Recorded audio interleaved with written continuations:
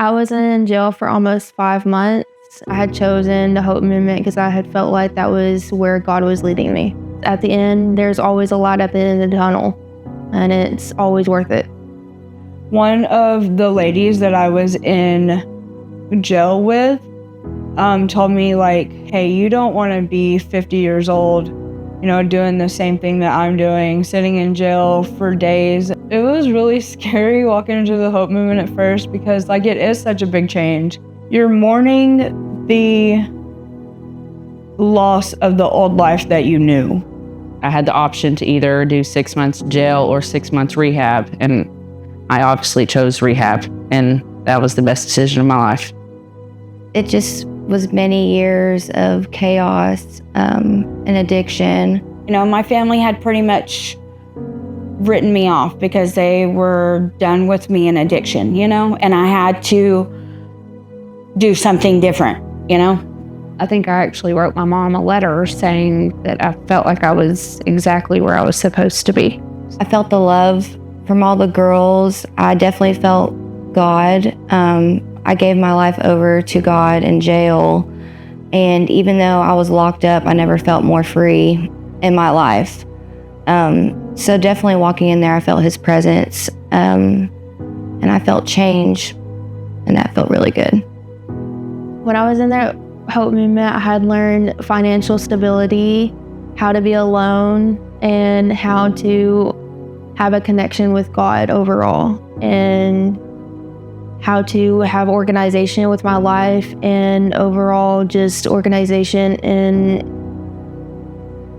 day-to-day things, like my room being clean, making my bed every day. I also learned how to be disciplined, how to discipline myself, how to get up every day to go to work and just do the day-to-day things that you're supposed to do as an adult. I don't need drugs and I don't need bad relationships to fulfill the needs that I thought that I needed.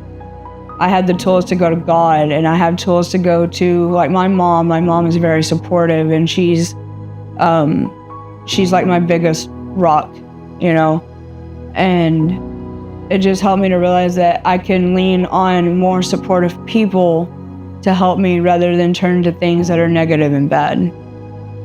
I learned how to budget, to value others, get back into life again, because I was pretty sheltered from life. So I just learned how to be the best Christian woman that I could possibly be in all ways. Started changing the way I thought and the way I reacted. I learned about structure, which I've never really had, obviously, because, and I learned about stability. I learned more about God and putting Him first before anything and asking Him for everything before I make my own moves. I've never been independent in my life. I've always had somebody taking care of me. But now I'm an adult, and it feels good. I've been able to keep my job for a year, and I am continuing to grow in that job, and I really like my job, and I love my coworkers, and I feel like I can get along with everybody that I work with.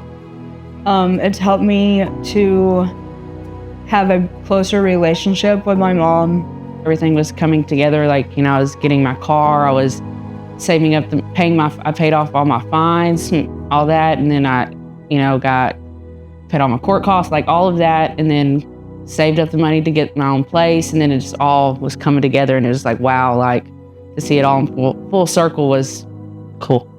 Restored my relationship with my mom and my dad, which I cherish so much.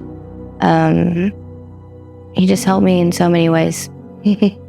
I volunteer at Mark Fraser's office, which is a public defender, which is someone who was defending me at one point in my court case, but now we have a good social capital relationship, and that really means a lot to be trusted. I have my face painting business, Curly Creations, with Kristen, and that's amazing too. We met at church.